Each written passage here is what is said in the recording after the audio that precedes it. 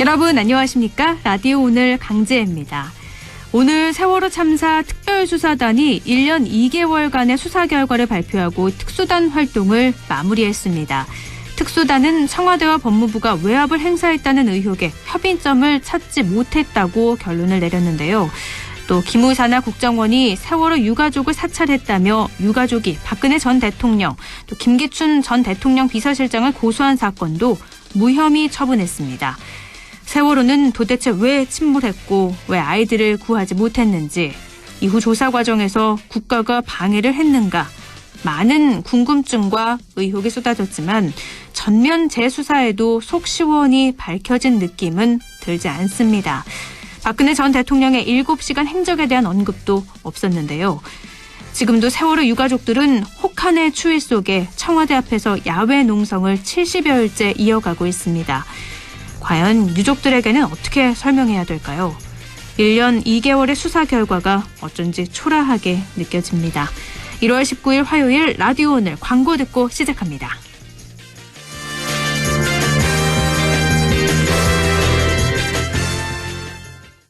자, 따라해보세요. 이카운트 ERP 4만원 회계관리, 이카운트 ERP 4만원 재고관리, 이카운트 ERP 4만원 생산관리. 사업 성공 함께해요. 이카운트 ERP의 모든 기능을 월 4만원에 드립니다. 이카운트 가입비 부가세 별도.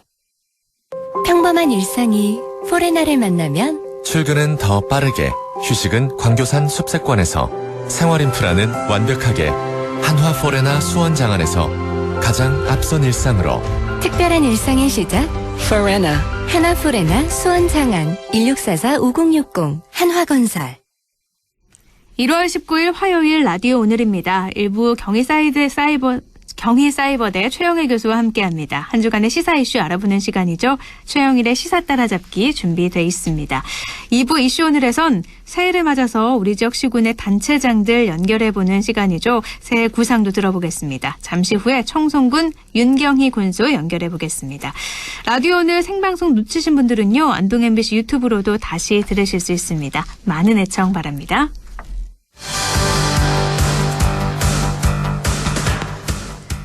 시사 이슈 함께 이야기해봅니다. 시사 따라잡기 최영일 시사평론가와 함께합니다. 안녕하세요. 네, 안녕하세요. 네, 눈이 많이 왔는데 눈 피해는 좀 없으셨는지 모르겠어요.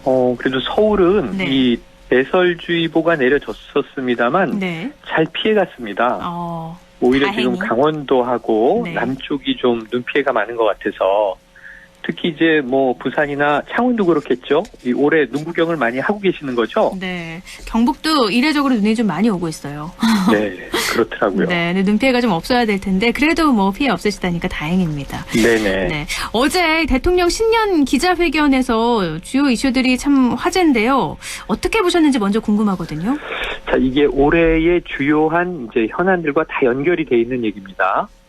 제일 먼저 기자들이 궁금했던 사면에 대한 직격 질문을 이제 시작으로 해서 부동산 문제, 그리고 조금 뜬금없게 이제 이 화제가 튀긴 했습니다만 이제 이 아동 학대 문제에서 비롯된 입양아에 대한 정책 개선 문제도 있었고요. 네. 그리고 이제 문 대통령의 표현이 조금 이제 묘하게 해석이 되면서 논란도 일부 있었죠. 네. 그리고 그 외에 이제 외교 문제, 이 내일이면은 바이든 행정부, 바이든 대통령 취임이지 않습니까? 그렇죠. 한미 관계, 남북 관계, 거기에 또 한일 관계에 대해서는 문 대통령이 상당히 전향적인 입장을 밝혔습니다. 지난주 신년사에서 이야기한 일상으로의 회복, 코로나의 극복 문제, 뭐 백신 문제도 어제 이야기를 했죠. 신년사 때는 백신을 전 국민 무료 접종한다는 이야기를 했고, 어제는 백신 부작용에 대한 문제가 해외에서 나와서 이 국가가, 정부가 이 모두 배상한다, 보상한다라는 또 방침을 밝히기도 했습니다. 네.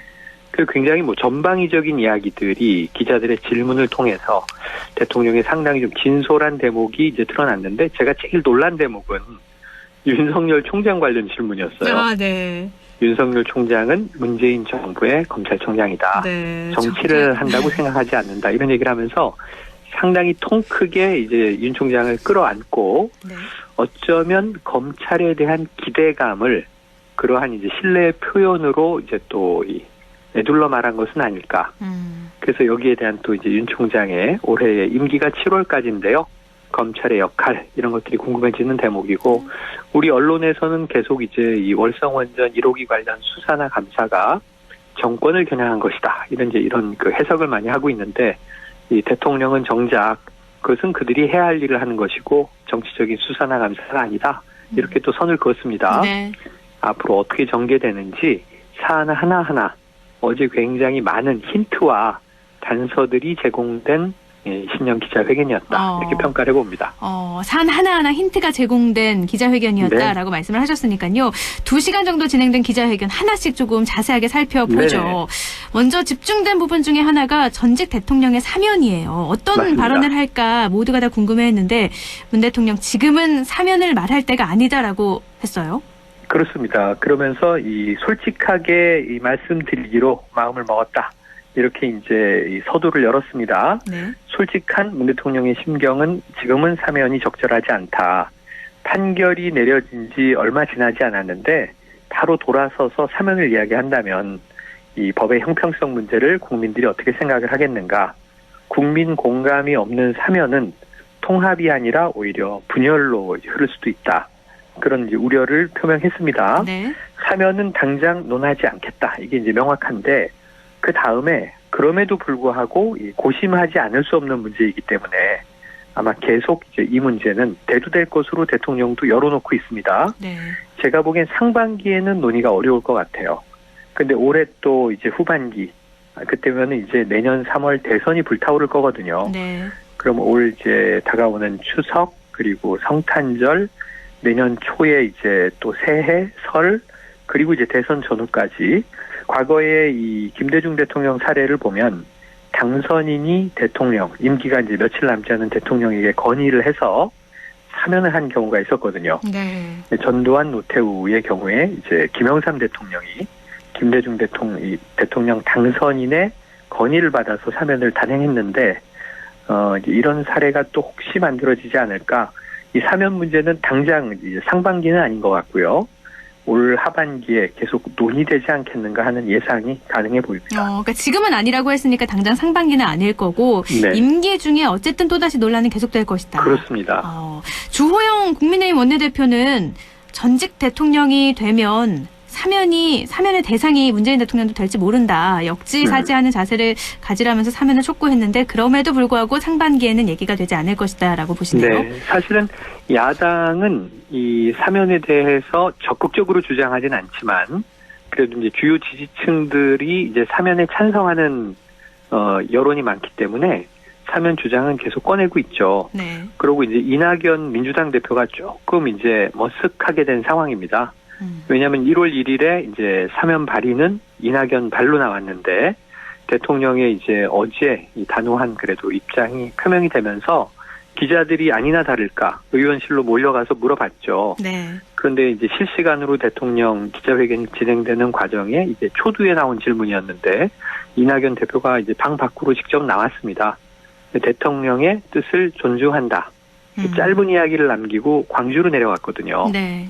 호남 민심 다잡게 나섰다 이렇게 이제 또 해석이 붙게 되는데 어쨌든 이낙연 대표는 사면 이야기를 했다가 역풍을 맞았고 또 청와대와는 교감이 있었던 거 아니냐 하는 관측도 있었지만 대통령은 솔직하지만 단호한 사면에 대한 입장을 밝혔고 그 사면은 이제 당분간은 이제 수면 밑으로 가라앉을 수밖에 없습니다.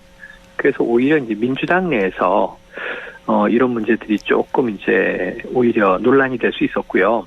그다음에 아까 제가 잠깐 언급한 그 윤석열 총장에 대한 대통령의 입장도 상당히 통 크고 명쾌한 입장이다 이렇게 바라볼 수는 있는데 네. 문제는 민주당 내에 좀 강성 의원들과 결이 다르잖아요. 그렇죠. 윤 총장 사퇴까지 요구하는 추미애 장관도 있었고 이제 곧 아마 이임을 하겠습니다만 또 민주당의 강성 의원들은 이 윤 총장과 상당히 각을 세우고 있는 입장이라 대통령의 어제 발언은 이 야당에 대해서보다는 민주당 내에서 상당히 좀 여러 가지 또 곤혹스러울 수 있는 정치적인 입장에 대한 하나의 가이드라인이기도 하지 않나 생각이 되기도 합니다. 네, 문재인 대통령이 아까 말씀하신 것처럼 그냥 문재인 정부의 검찰총장이다. 윤석열 총장은 그렇게 말을 했잖아요. 네. 그러면 윤석열 총장의 어깨에 좀 힘을 실어주는 발언으로 해석을 하시는 건가요? 네, 맞습니다. 그렇게 볼 수도 있고요. 또 한 가지는 자, 윤 총장에게 경고를 좀 따뜻한 방식으로 경고를 했다. 아, 따뜻한 그러니까 방식의 경고. 뭐냐면, 네. 결국은 대통령도 마찬가지지만 윤석열 검찰총장도 이 고위 공직자, 공무원 아닌가, 대한민국에 문재인 정부에 소속돼 있는 공무원인 거죠. 네. 그러니까 이제 검찰 개혁에 보조를 잘 맞춰주고 이 추 장관과는 뭐 1년 내내 각을 세우고 이제 추윤 갈등이다 이런 표현이 나왔지만 지금 다음 주 월요일이면은 25일 박범계 이제 법무부 장관 후보자의 인사청문회가 있거든요. 네. 이변이 없는 한 이제 임명이 야당이 반대하더라도 강행될 것으로 본다면 지금 어제 대통령이 이야기한 검찰총장에 대한 정의는 아마 이 박 장관 후보자가 상당히 유념해서 들었을 거예요. 그럼 신임 법무부 장관은 이 윤 총장과 7월 말 이 윤 총장의 임기까지 어떤 관계를 이 새롭게 구성할 것인가. 검찰 개혁은 해야 되는 것인데 올해는 공수처도 또 이제 설립되지 않습니까? 네. 이런 상황에서 이 박범계 후보자도 지명을 받자마자 검찰과의 협력을 강조했어요. 네. 그래서 아마 추 장관 때 분위기와는 올해는 상당히 전향적인 모습을 보일 가능성도 있어 보입니다. 네. 이제는 추윤 갈등 모두가 다 국민이 질려했던 만큼 다음번에는 그런 일이 반복되지 말아야 될 텐데요. 그렇습니다. 윤석열 총장, 야권 대권 주자로서 여론조사 지지율가 높은 거는 사실이잖아요. 네네.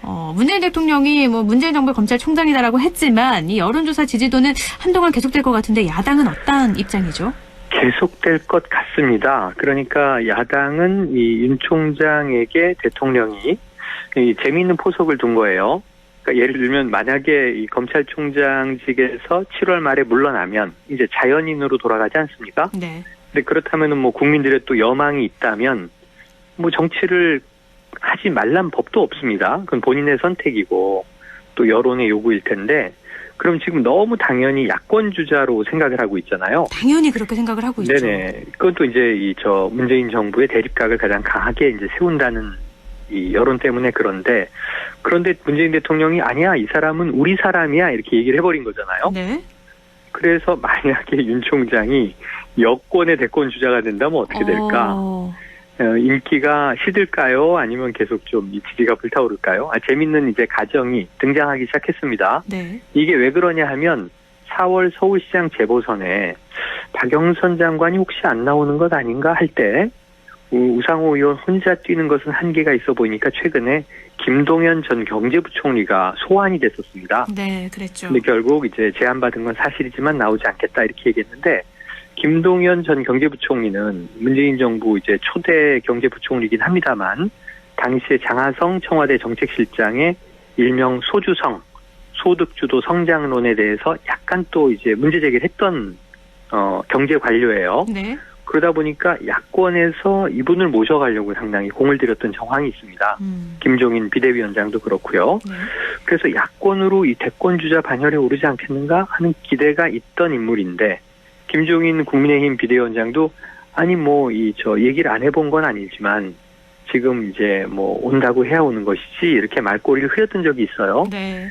근데 여권의 서울시장 후보로 이름이 이제 오르내리는 상황이니까 이게 중도지대, 중립지대에 있는 좀 참신한 인물들이 반드시 야권으로만 간다는 법은 없구나 하는 또 이제 재환계가 되기도 했어요. 그래서 이제 어제 문재인 대통령의 조금은 신선한 윤석열 총장에 대한 이 정의가 야권은 받아들이지 않고 있습니다만 그렇다고 또 지금 야권이 윤석열 총장을 영입한 것도 아니고 영입할 수도 없죠. 임기 중에는. 그렇죠. 그러면은 올해 이제 7월 말 이후 8월이 되면은 정말 그 국민적 지지가 있다면 야권 주자로 영입할 것인가? 이것도 이제 미지수고 그 가능성에 대해서는 이제 야권의 정치인들이 좀 낮게 보는 것 같아요.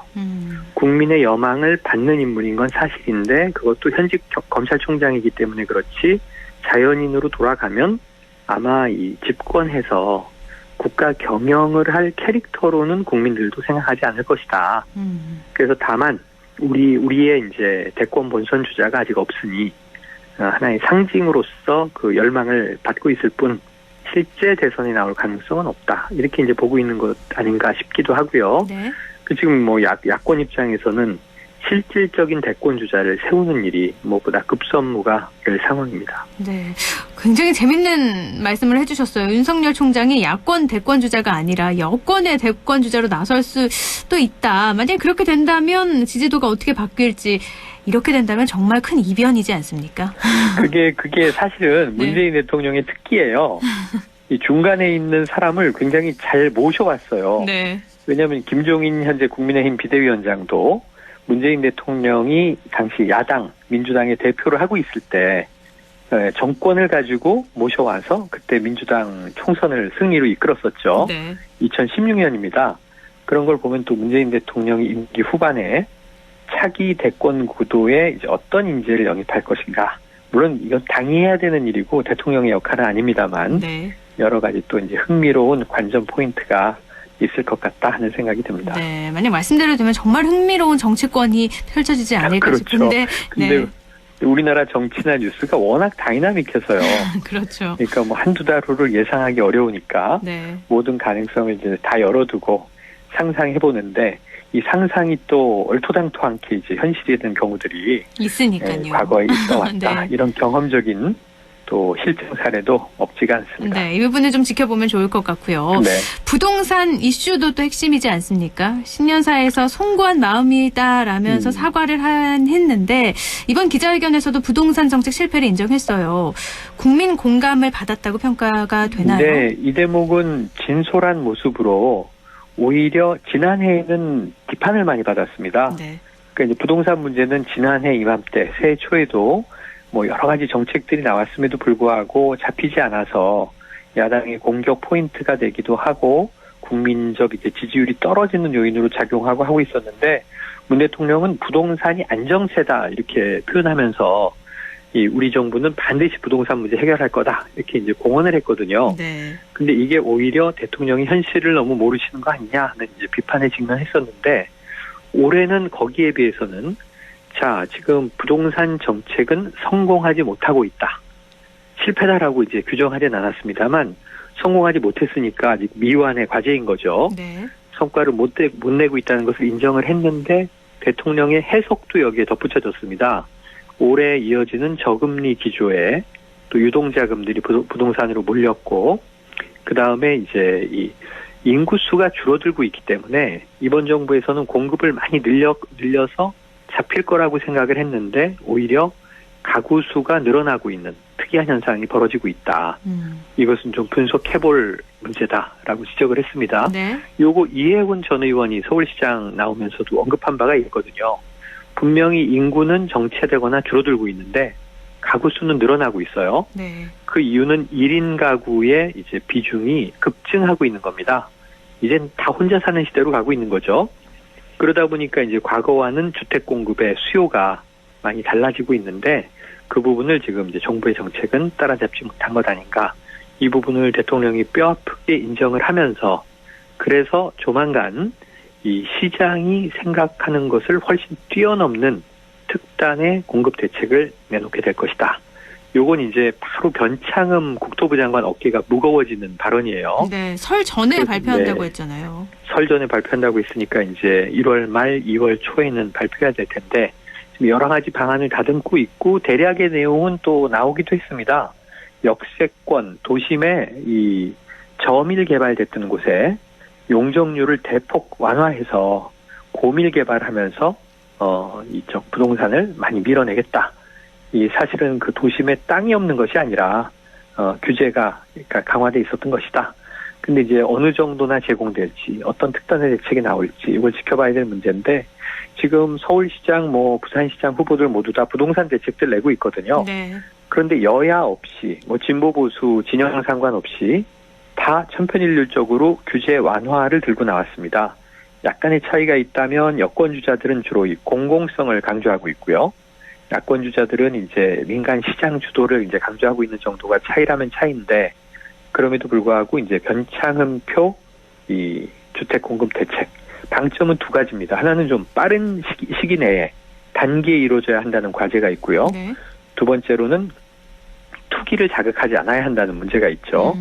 그래서 용적률을 완화하게 되면은 엄청난 공간이 생겨나면서 여기에 이제 이 땅, 주택, 지분을 가지고 있던 분들에게는 상당히 시세 차익의 기회가 발생하게 되는데 이 중에 20에서 50% 정도는 기부 체납을 받아서 공공형 임대주택으로 다시 정부가 주택을 공급하겠다라고 하는 발상이 들어있거든요. 네.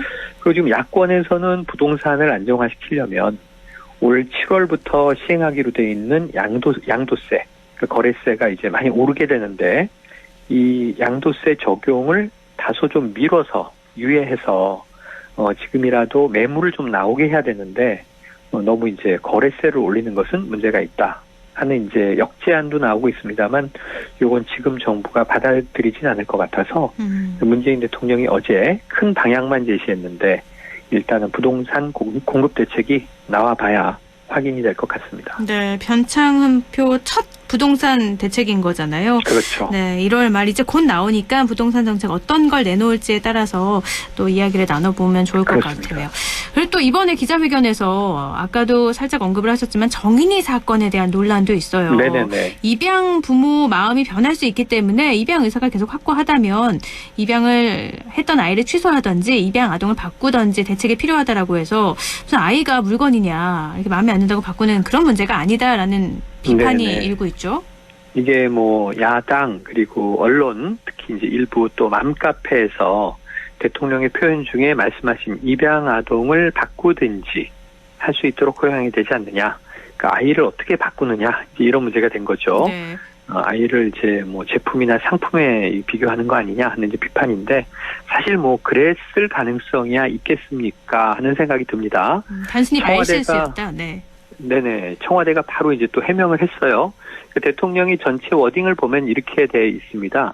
일정 기간 내에 입양 부모가 또 이제 원치 않을 경우 또 입양 아동을 바꿀 수 있도록 해서 입양을 활성화하도록 해야 한다 이렇게 돼 있는데 이게 이제 국내에도 존재하고 있습니다. 사전 이 위탁 보호 제도. 그런데 우리나라는 좀 이게 관행적으로만 쓰이고 있고 그렇게 이 의미 있게 실효성이 없다라고 하는 비판도 있고요. 네. 해외의 경우에는 어떤 거냐면 아이에게도 입양 가정이 잘 맞아야 하고 또 입양 부모에게도 이제 입양하려는 아이가 잘 맞아야 하기 때문에 서로 이렇게 이 스킨십을 하면서 가정과 아이가 조율을 해보는 겁니다. 그러니까 적응할 시간을 주는 네네. 거죠. 네. 적응하고 서로 모니터링할 시간을 갖고 네. 그리고 이 아이 좋다. 이 가정이 이 아이에게 잘 적합하다고 판단된다 하는 또 기관의 의견이 이제 동의를 얻게 되면 이 입양을 한다는 거는 가족으로 받아들이는 거잖아요. 그렇죠. 그래서 어제 청와대가 굉장히 이제 좀 이제 땀을 뺀 게 대통령의 언급이 파양을 의미한 게 절대 아니다. 파양은 입양을 다시 파하는 거잖아요. 그렇죠. 이건 가족 관계를 이제 다시 이전으로 돌리는 건데, 뭐 결혼을 친다면 이제 이혼에 해당하는 건데, 이것은 결코 바람직하지 않다. 그래서 입양이 되면 정말 이제 원만한 가족으로 온전히 잘 살아갈 수 있도록 초기에 이제 이 조율하는 과정이 매우 이제 민감하고 중요한 만큼 이 사전 위탁 보호 제도를 잘 활용하자라는 취지인데, 뭐 이게 또 듣기에 따라서는 입양 아동을 바꾼다? 그러면 이제 언제든지 이 아이를 교체할 수 있다는 얘기인가로 오해받을 수 있는 여진이 있어요. 네. 그래서 오늘 여기에 대한 이야기가 뭐 굉장히 언론에서 많이 다뤄졌는데 좀 결론적으로 얘기를 한다면 참모들의 문제다 이렇게 비판이 많이 됐습니다. 그러니까 이걸 굉장히 조금 중화적으로 어떤 중립적인 표현이 얼마든지 있는데 조금 이제 쉽게 설명하려는 욕심이 과해서 입양 아동을 바꾼다라는 표현은 문제가 있었는데 왜 현장에 국민소통 수석 등이 있었는데 이런 문제를 기자회견 중에 바로잡지 않았느냐 하는 또 이제 기술적인 형식적인 비판도 나오고 있는 게 사실입니다. 네. 사실 이번에 기자회견에서 언론에서 가장 많이 기사화가 된 게 이 정인이 사건 입양 맞습니다. 취소거든요. 근데 네. 이거는 기술적 그래서 또 여러 가지 논란도 나오는 것 같습니다. 맞습니다. 네. 그리고 재보선이 정말 점점 다가오고 있지 않습니까? 이제는 보니까 2달하고 2달 반 정도예요, 대략. 그렇죠. 네. 이 여야 그래서, 판정리부터 좀 해야 될 것 같아요. 마무리가 되고 있나요? 마지막 마무리가 필요합니다. 지금 국민의힘 내에서 나올 주자들은 다 나왔고 굉장히 많은 사람들이 난립하고 있지만 사실은 나경원 전 의원과 오세훈 전 서울시장에 아주 날선 공방이 오가고 있으면서 지금 우위를 나 전 의원이 점한 상황이에요. 네. 오세훈 전 서울시장은 지금 출마 선언을 2번 한 셈이 됐어요. 네. 한 번은 조건부 출마 그랬죠. 선언했다가 안철수 대표가 결국 국민의힘에 입당하지 않았으니까 결국은 나는 나갈 수밖에 없다 이렇게 이야기를 했는데 이게 또 약간 대권을 자락으로 까는 표현이 들어가면서 나경원 전 의원이 이거 놓치지 않고 서울시장이 대권으로 가는 이 길로 징검다리로 인식돼서는 안 된다라고 아주 세게 비판을 했거든요. 네. 그래서 지금 기세로 보면은 이제 국민의힘 내에서는 나경원 전 의원이 좀 주도하고 있고 오세훈 전 시장이 조금 처음에 스텝이 꼬였다 이렇게 이제 이야기가 되고 있는데 오늘 또 여기에 굉장히 큰 변화가 하나 발생한 것이 안철수 대표가 야권 단일화를 주장하고 있지 않습니까? 네. 그런데 김종인 비대위원장은 이거 안철수 대표가 이야기하는 것은 안철수 자신을 중심으로 한 단일화를 얘기하는 거다. 우리는 거기에 안 넘어간다. 관심이 없다. 이렇게 얘기를 했는데 이번에는 트로이 목마 작전을 이제 안철수 대표가 제안했어요. 네. 국민의힘의 내부 경선 플랫폼을 외부자들에게도 공개하라. 네. 그러면 나도 거기 참여하고 예를 들면 금태섭 전 의원 같은 인물도 참여하고 해서 국민의힘 당 내에 있는 인물들뿐 아니라 당 외에 있는 야권 주자들까지 원샷 경선을 하자. 근데 개방형으로. 네. 예, 개방형으로. 근데 국민의힘 플랫폼을 다 쓰자는 거고요. 네. 국민의힘도 어차피 여론조사 100%니까 뭐 당원의 당심을 이번에 따지지도 않겠습니까? 네. 그래서 해볼 만은 한데 하태경 의원 같은 인물은 적극 환영을 표했어요. 네. 예, 아주 중요한 결단을 했다. 원샷 경선으로 야권 단일 후보가 이제 뽑힐 수 있는 길을 안철수 대표가 결단한 거다. 그런데 문제는 지도부가 이 주호영 원내대표라든가 김종인 비대위원장은 역시 지금 당원 당규에 따르면 이 국민의힘의 권리당원이어야 지자체장에 출마할 수가 있다. 그럼 안철수 대표를 원샷 경선으로 받으려면 당원 당규를 바꿔야 하는데 네. 그럴 순 없다. 따라서 국민의힘의 본선 주자를 독자적으로 뽑은 이후에 다음 단계에서 단일화를 시도하는 게 맞다. 그래서 이제 지금 안철수 대표는 원샷 경선을 요구했고 지금 국민의힘 지도부는 이 투스텝 이제 단일화를 이야기하고 있는 상황이에요. 네. 그래서 이렇게 되면은 여론은 아마 아니 왜 원샷 경선을 안 하느냐. 자신이 안 없나 대표가 이렇게도 얘기할 수 있죠. 결단했는데 네. 예, 그렇게 될 수가 있고요. 어쨌든 김종인 비대위원장은 안철수 대표에게 꾸준히 지금 비호의적인 태도로 야권 단일화 부분에 대해서는 이제 주도권을 뺏기지 않으려는 모습이 역력해 보입니다. 네. 그래서 야당은 이렇게 지금 판정리가 돼서 지금 구도라면 국민의힘의 본선 주자가 뭐 예를 들면 나경원 전 의원이나 뭐 오세훈 전 서울시장이나 혹은 제3의 후보가 본선 주자로 올라오면 여기서 이제 안철수 국민의 당 대표와 이제 이 후보 등록 전에 마지막 야권 단일화를 해야 되고 그렇지 않으면 이제 단일화 실패할 수도 있는 거죠. 네. 안철수와 뭐 나경원, 안철수와 오세훈 이렇게 이제 야권에서 나뉘어서 출마하는 후보가 나올 가능성이 있는 거고 그러면 이제 여당이 유리해진다 이렇게 보는 건데 김종인 비대위원장은 아니다. 3자 구도여도 우리가 이길 수 있다 이렇게 얘기를 하고 있거든요. 네. 이게 이제 전략적인 자신감의 표현인지 실질적으로 그렇게 이길 수 있다는 이제 믿음이 있는 것인지 이건 아직 모르겠습니다만 문제는 이제 야권과 비교하면 여권은 상당히 좀 조용하죠. 네. 너무 조용하고 지금 우상호 이 의원이 예비 후보가 외롭고 쓸쓸하다 이런 표현까지 했어요. 네. 그리고 이제 박영선 이제 중소벤처기업부 장관한테 좀 또 푸념도 했어요. 아니 한 달 반 동안 뜻만 들이고 도대체 나올 거라면 빨리 이제 결정하는 게 네. 국민의 서울 시민에 대한 도리다 이런 얘기도 했는데 박영선 장관은 또 무슨 얘기를 했냐면 뭐 예능 프로그램에도 출연했고요. 그랬죠. 또 나경원 전 의원이 나온 곳이어서 야 서울시장 도전 의지가 명확한 거 아니냐 이렇게 해석도 됐는데 이 장관이기 때문에 국무위원이라 인사권자가 대통령 아니겠습니까? 네.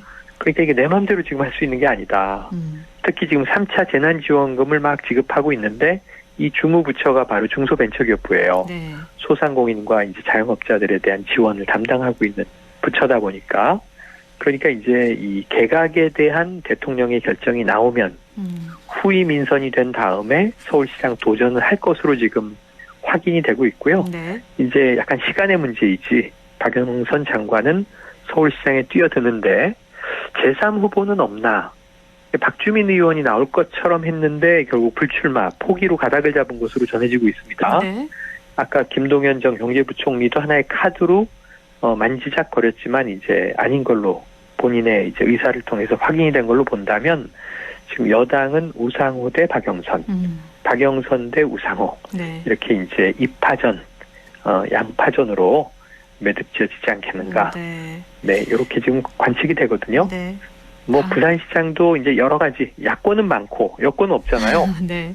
그래서 이 부분이 어떻게 이제 정리될지는 아마 2월 초중순 정도면은 본선 주자도 사실상 다 이제 윤곽이 드러날 것 같습니다. 네, 후보가 일단 나와야지 윤곽이 어느 정도 나오는 거니까. 그렇습니다. 네, 박영선 장관 뭐 장관직 사퇴를 했는데 언제 출마를 공식적으로 선언을 할지는 지켜봐야 될 것 같네요. 그렇습니다. 네, 오늘 여기까지 듣자. 말씀 고맙습니다. 네, 고맙습니다. 네, 지금까지 최용일 시사평론가였습니다. 라디오 오늘 1부는 여기까지고요. 잠시 후에 2부에서 뵐게요.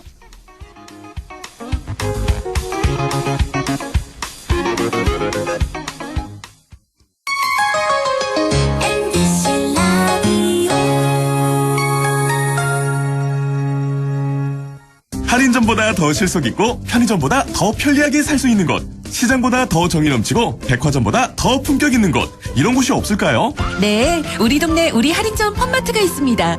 지난 25년간 항상 고객과 함께한 펀마트. 용상점, 자이점, 신용주점, 사천점에서 새롭게 고객님께 다가갑니다. 홈마트. 확진자를 간호했다는 이유로 빈집에서 자가격리를 한 간호사. 코로나 의심 증상만으로 최종 면접의 기회를 포기한 취준생. 생업을 걱정하기보단 완치 후 백신 개발을 위해 혈장을 기증한 부부. 확진의 기로에서 확신으로 스스로를 멈춰준 사람들. 고맙습니다. 당신의 확신이 수많은 확진을 멈췄습니다. 공익광고협의회.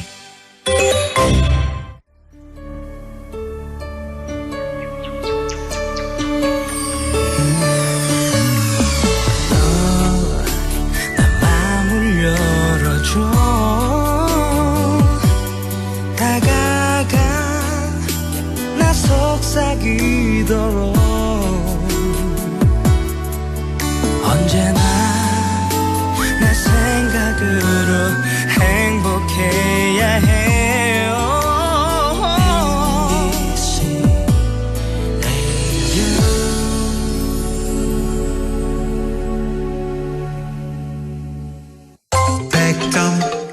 MBC 라디오.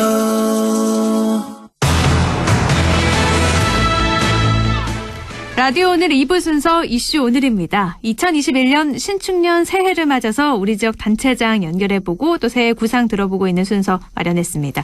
오늘은 청송군으로 가는데요. 청송군 윤경희 군수 연결해보겠습니다. 군수님 안녕하세요. 아유, 예, 안녕하세요. 반갑습니다. 네, 2021년 새해 처음으로 연결이 됐는데요. 먼저 청취자 여러분께 새해 인사 한 말씀 전해주세요. 예. 애청자 여러분, 안녕하십니까. 청송군수 윤경희입니다. 2021년은 신축년 새해가 밝았습니다. 올 한 해도 모든 가정에 사랑과 기쁨이 가득하시고 소망하시는 모든 일들이 성취할 수 있기를 기원합니다. 특히 올해는 코로나19라는 극심한 위기 상황에서 수많은 어려움도 겪기도 하였지만 우리 국민 여러분의 적극적인 방역과 또 예방 활동 덕분에 지역사회 대규모 전파를 막을 수 있었습니다. 이제는 또 새해에는 새로운 시대의 흐름에 발맞춰 용기 있는 변화와 장기적인 혁신을 이끌어 나갈 계획입니다. 새해에도 더욱 건강하시고 여러분들의 가정과 일터에 늘 행복이 함께 하시길 기원합니다. 네, 군수님도 예. 새해 복 많이 받으시길 바랄게요. 감사합니다. 예. 네, 그런데 청송해요. 최근에 동부구치소 코로나19 감염자가 이송되지 않았습니까? 경북 북부 제2교도소로 이송이 돼서 추가 감염자가 나오지 않을까 우려하는 목소리가 굉장히 높았고 반대도 심했는데요. 이후에 별다른 문제가 없었는지 궁금하거든요. 예, 맞습니다. 처음에는 우리 지역에 다소의 우려 목소리가 참 많았습니다. 지금은 전반적으로 차분한 가운데 대승적인 차원에서 수영장들을 이제 폐유를 기원하는 분위기입니다. 네. 또한 우리 교도소가 또 소재한 우리 진보면 지역에서도 우리 자생단체 협의하고 또 주관으로서 우리 또 종합상실을 운영하면서 추가 확진자 이송 및 뭐 폐기물 반출 여러 가지 또 근무자 자가격리 사항 등 우리가 전체 우리 단체에서 모니터링을 다 하고 있습니다. 그런데 현재로 봤을 때는 말 그대로 뭐 큰 문제는 없는 것으로 판단됩니다. 네. 예. 또 특히 우리 또 지역에서는 보면 참 감사한 것은 우리 청송군 사과협회와 또 농업인 단체 또 우리 또 청송사과와 또 사과주업을 또 기증하면서 또 여기 오신 분들 또 쾌유를 또 기원하기도 하고 또 최근 또 한 언론 보도에 따르면 확진자 중에서 우리 341명 중 우리 155명이 청송으로 이송된 지 열흘 만에 음성 판정을 받았습니다. 네. 그래서 우리가 가면 우리 지역에 우리 도시 브랜드가 산소 카페 청송군이잖아요. 그렇죠. 그래서 우리 산소 카페 청송군에서 맑은 공기가 이 수영자들 그 쾌유를 많이 도운 거 아니냐 이런 이야기도 많이 나오고 있습니다. 네, 실제로 나올 만도 하네요. 뭐 맞습니다. 이송된 지 열흘 만에 다시 양손에서 음성 판정을 받았다고 하니까 이 영향이 조금은 있지 않을까 싶기도 한데요.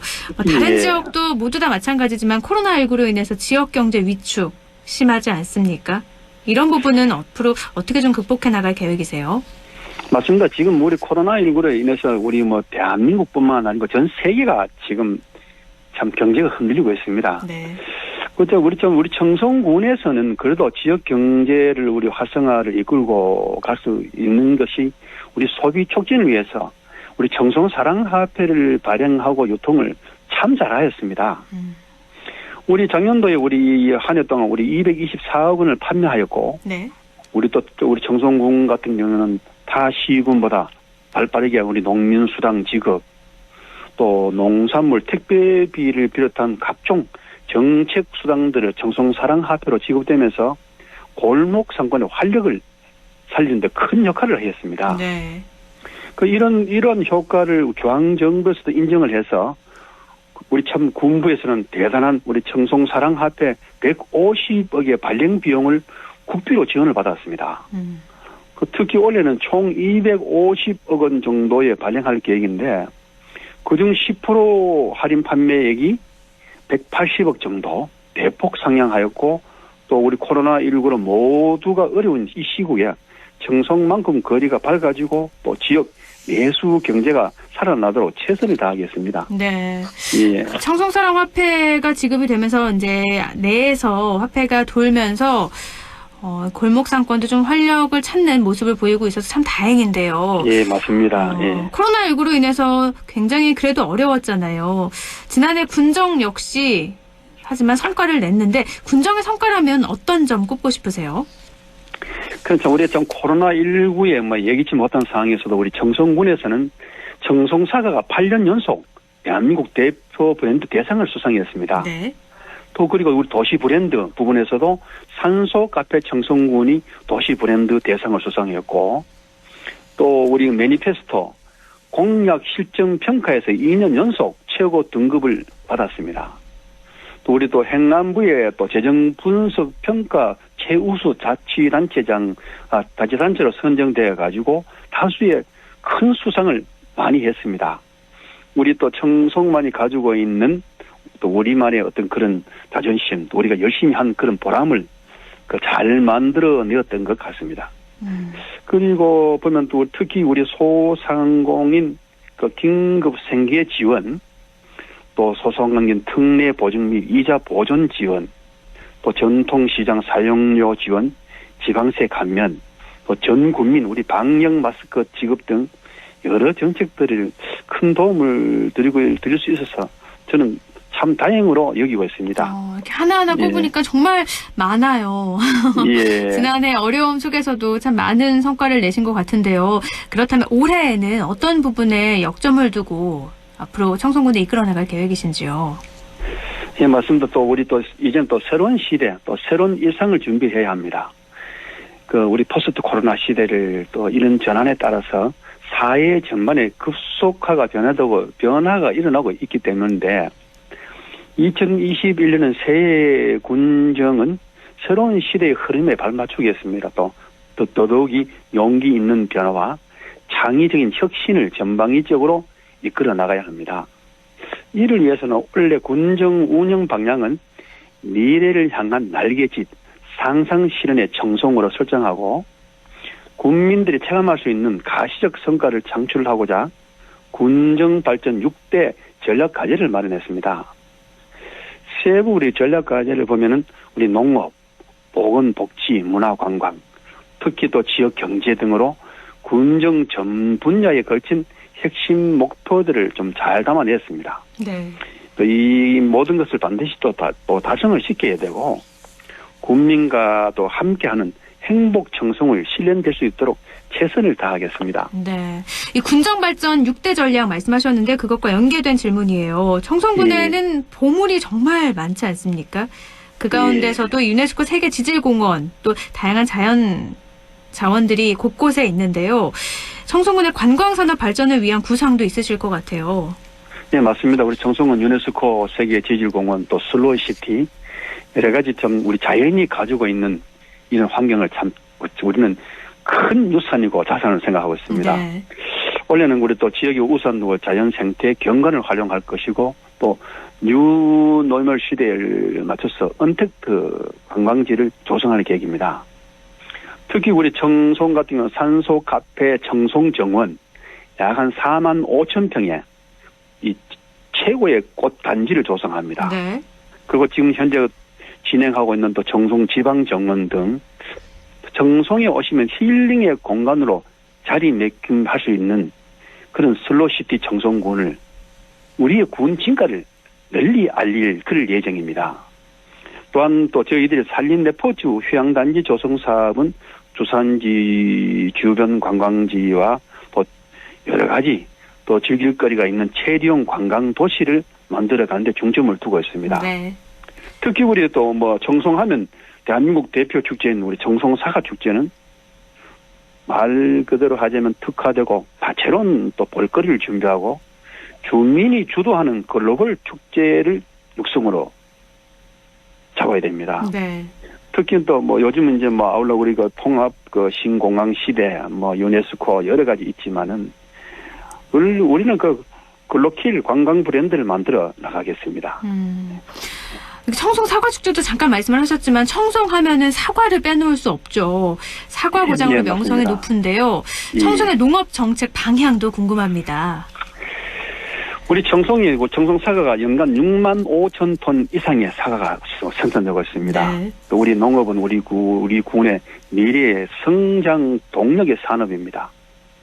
그래서 올해도 변함없이 우리 농업 경쟁력을 높이고 지속 가능한 미래의 농업을 열어나가는데 집중할 계획입니다. 또 조금 전에 말씀을 드렸지만 우리 농민수당과 여러 가지 우리 농민을 위해서 할 수 있는 우리의 정책, 또 농업인으로서 자긍심을 고취시키고 또 농업 여건을 한층 개선해 나갈 계획입니다. 네. 또 아울러 우리 농작물 재해보험과 또 농업인 안전보험 또 여러 가지 영농 환경을 제공하고 공익직불제, 친환경 농업 지원 등으로 우리 소비자들이 믿을 수 있는 안전한 먹거리를 생산하도록 적극적으로 보겠습니다. 네, 알겠습니다. 예, 이렇게 예. 사과뿐만 아니라 청송의 농업 정책도 들어봤는데요. 끝으로 2021년에는 꼭 이루어졌으면 하는 바람 있다면 전해주시죠. 제가 군수를 선거 운동할 때 늘 하는 말이 있습니다. 우리 청송군은 1등 농업군을 만들어야 되고 1등 청송군을 만들어야 한다. 네. 이것이 우리만이 가지고 있는 자원이고 우리만의 힘이다라고 늘 합니다. 올해는 우리 모든 공직자와 우리 또 국민과 함께해서 1등 청송군을 만들어 가는데 혼신의 노력을 다하겠습니다. 네. 그리고 또 우리 국민의 목소리를 기울이면서 국민과 함께하는 행복 청송을 만들기를 부단한 노력을 하겠습니다. 네. 또 주민이 주도하고 꿈꾸는 지역 혁신과 군정 전 분야에 걸친 창의적인 체질 개선으로 새로운 시대, 청송의 밝은 미래를 열어가도록 하겠습니다. 또 더 쾌적한 환경, 더 따뜻해질 관계를 우리가 꿈꾸고 소망하는 미래가 현실이 될 수 있도록 많은 분들이 응원해 주시면 고맙겠습니다. 네, 1등 청송, 더 발전된 청송의 모습 응원하면서 또 지켜보도록 하겠습니다. 오늘 여기까지 예. 듣죠. 말씀 고맙습니다. 예, 감사합니다. 네, 지금까지 청송군 윤경희 군수였습니다.